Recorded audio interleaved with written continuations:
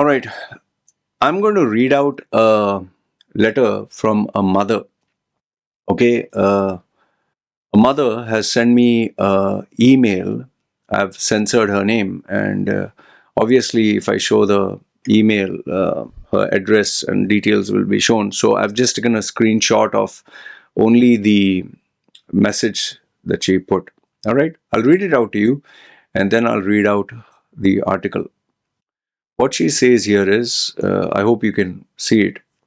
As a Singaporean Indian, I feel very disappointed by the actions of some individuals from India who are ruining the reputation of Indians in general. They seem to think they can get away with inappropriate behavior here, but Singapore is generally a safe country when it comes to women and children, which unfortunately India is not. That I'm telling you. Okay, then she says the incident that happened at a swimming complex really struck a nerve. That's a government built facility where Singaporean families, including mine, send their kids for affordable swimming. It costs only $2 to enter, and it's meant to be a safe and trusted public space. I have a 12-year-old daughter, and I used it to feel perfectly normal and safe to let her swim there. But now, after such incidents involving foreign tourists, I find myself having to think twice about whether I can let my daughter and son go there alone. Regards, censored her name, Singapore. My dear uh, friend, sister, dear lady, never ever send your children alone, no matter how safe or how risky. Always be there. Send someone, either the mother or father. For me, anywhere my child goes, anywhere, no matter how safe, my wife will go there. Her job is to be there 24/7, either one of us. Don't even trust uncles, other relatives. No, it's just you. Only person I trust more as much as my wife is my wife's mother and two of her sisters, both who have daughters and both who are very amazing individuals. But any man, never. Any man, never. And especially men who drink alcohol. Because once alcohol goes in a system, it makes you do things you would never imagine. And me being a victim of rape and molestation myself, Indian Hindu uncle of mine raped and molested me. I'm telling you this. All right. So she sent me this news article. Indian tourist jailed for molesting 12-year-old minor in Singapore. It's happened yesterday. Okay. You can go, for those of you who say fake news, it's Times of India. Okay, has reported this. Then Straits Times has reported this. Then Mothership.sg. I think that's Singapore. Okay. Now, here's the funny thing. Even before I read the article, Indian, especially Indian Hindus who are there in India, they have sent me emails and messages uh, threatening my wife, threatening my baby. Why? Because I'm reading these articles. They're actually threatening. I will do this to your child. I'll do that to your wife. And some of them openly have put the messages. The other ones are death threats. They are, your days are numbered. I'm coming there. Be careful. Just watch. What? Another one was your daughter and your wife will get to see what I'll do to you. Okay, fine. Why? Why? Because I read the news articles and it is exposing what these Indian tourists or Indian men are doing. So they don't like it. Okay, and here's the funny thing. And the educated ones who are not threatening me are telling me, "Why are you anti-Indian?" Okay. Apparently, when I report these articles, I'm anti-Indian. So I asked them, what should I? No, why you're reporting this? Don't report this. Talk good about India. Why don't you put good? So they don't want me to speak about this. Just talk good. Don't talk about this. And then there are others who are like, why are you only talking about Indians? Why don't you talk about Americans, Russians, Pakistanis, especially Pakistanis? Why don't you talk about people in Qatar, Saudi, Bahrain, Oman? What? I'm going to speak about every country, one. Maybe there are 100 countries, so 100. No, I'm an Indian. My target audience is Indian. I will speak about Indians. And then the thing that burns them the most is, why did you say Hindu? Why? Why did you say Hindu? Here's what they they never reveal. I have spoken to a lot of Indians, Indian Hindus, Indian Muslims, Indian Christians, okay, Indians in general. The ones who are involved in politics, I'll write and give you open challenge, especially the Hindu parties, the ones that follow the Hindutva agenda. They always say, I'm not making this up. I've spoken to them, and they will not reveal this online, but they tell me when they speak one to one. These Islamic terrorists, they're talking of an Indian Muslim. These Islamists, these terrorists, they are related to Khalistan, they are Pakistanis, and they will never call them Indian Muslims or Indians. They never address them in that way.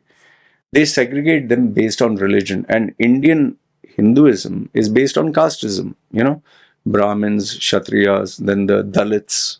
Okay. So that has carried forward for years and years, and it is still in their mentality where, oh, you're, this caste or you're that. There have been even news where if a Dalit sits on a horse during a wedding, he is actually pulled down, dragged, beaten. Why? Because only Brahmins can sit on a horse. And here's the best part is there are some very good debaters. I think his name is Sai Prakash or something. Very good debater. These people, they will only focus on the good. They will never focus on the bad, because they say, why should we focus on the bad? Everyone's focusing on the bad. Why don't you talk about the good? The thing is, unless and until you address what is bad, okay, you're living in some kind of a fantasy world. It's like simple thing, simple. Having, they say, no, one rotten apple can spoil all the apples. Or let's say, for instance, you have a school, but in that school, you're sending a child to school, and in that school, there is one individual who is a danger to all the children. So, do you still think that we should only speak good about that school and not that individual? This It's very disturbing what this guy has done. This Indian tourist, he's a obviously Indian Hindu, and I'll show you this. This is the part that is very disturbing. Okay, the summary of this whole thing is. I've read all the three newspapers, and by the way, his screenshot. This is the phone messages he sent the child. His name is Parminder Chaudhary. Okay, this guy. I really wish they show his photograph and shame him. Really, really, we need to expose such pedophiles, and there are plenty of them who are hiding. In fact, I was shocked. One educated guy said, "What, man? It's only one, hardly 1%, or of Indians who are like this. So what are you making a big deal? 1% of 1.4 billion is not a joke, huh? 1% of 1.4 billion. Calculate. Would you be safe leaving your kids with such individuals? Or in a society where the majority are sexual predators targeting children? So this Indian Hindu tourist, his name is Parminder Chaudhary, 25, was sentenced to 3 months in jail in Singapore for molesting a 12-year-old girl, small child. I have a daughter. Uh, You think I'm going to feel safe among these Indian Hindu men? Okay. And attempting to obtain an indecent act. The incident occurred in Jalan, Besar swimming complex on March 31st. Parminder Chaudhary followed the girl to the female toilet after she finished swimming. He took her photo to add to his Instagram details after she declined to follow him. He gave her a side hug, causing her towel to fall down, resulting in a physical contact. Parminder Chaudhary then asked her to go to the female toilet with him.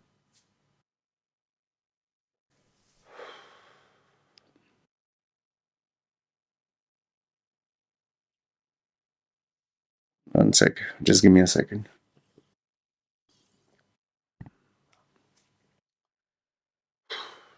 Okay. He asked the girl to go in the toilet with him and tried to pull her inside, but she resisted. He entered the toilet alone and urged her to follow him. Man, you're targeting a child. A child. If you're so sexually frustrated, why don't you go to a red light district? See, look at his messages in the Straits Times. It says, waiting for you, please come, please, outside meet, please, I like you. Your brother waiting. He's calling, telling her, your brother waiting, please, reply, please, you come. And he kept giving audio calls and targeting a small child, man. The girl refused and sought her cousin's company. Parminder Chaudhary loitered outside the toilet until the cousin asked him to leave. Parminder then sent the girl 13 messages, two audio call requests on Instagram expressing her liking for her, saying that he was waiting for her. The girl and her cousin reported the incident to the lifeguard, and the police report was filed. The deputy public prosecutor highlighted the victim's young age and Parminder's intentional and repeated attempts for sexual gratification. In mitigation, Parminder apologized and asked for forgiveness, mentioning his mother's cancer. Oh, ha, ha. The Indians always do this. Always. They're very brave. Even the ones giving me death threats, I'll rape your wife, I'll do this to your. Even my baby, they say, I'll do this to your baby. And then when they are caught, oh, please, sir, please, my mother is sick, sir, my father is dying, sir, please. Always, there's something with the mother. Who are you trying to bullshit, man? And what has your mother's cancer got to do with you molesting this thing, your act? Oh, his desire to return to India. No, they should chop your balls. They should chop it off seriously and then send you back. The judge deemed Parmender's actions as persistent and predatory, noting the victim's shock and fear. Conviction of molesting a child under 14 can result in 5 years jail, fine, caning, or combination of these. Please give him 5 years. They only give him, I think, 3 months or so. 3 weeks or something like that. Outrage of modesty was a top crime in Singapore, although the number of cases decreased from 23 to 24. Yeah, this guy, this guy should be, every Indian who does this, every Indian, okay, especially these Indian Hindus who are right now infesting Singapore, they should be named and shamed publicly with their photograph. I mean, you just give a few weeks for this guy. Sorry, 3 months they have given, 3 months. Why 3 months? Please give him, the full 5 years. I don't know, guys. I don't know about you, but these Indian Hindu men, these Indian tourists who do these crimes, they should not be forgiven. They should not be given a second. Put their photograph, name and shame them publicly. Get their reputation and their lives destroyed, so that when they come back to India, they get a warm welcome. That's all I have to say. As usual, you will see Indians with fake accounts saying, "Oh, anti-Indian. Oh, I'm unsubscribing." Yeah, unsubscribe. I do not want pedophile supporting individuals or rapist supporting individuals following my channel. I'm very glad you will leave. And this bullshit about anti-Indian. Yeah, you have a nation that has pedophiles and sexual rapists, and if you identify them, you're anti-Indian. Then keep that kind of patriotism. Keep it for yourself. And the day it happens, in fact, you yourself must be one. That is why you endorse them. You can't bear the guilt. Shame on you. Shame on all the Indians, including we all feel ashamed of such individuals. Anyway, let me know your thoughts in the comments below. I just don't know what to say. And to that mother, my dear sister, my dear friend, I know exactly how you feel. I've been through it. and I have a daughter. That's why, for me, I will continue exposing such individuals. Anyway, that's all I wanted to say. You guys take care.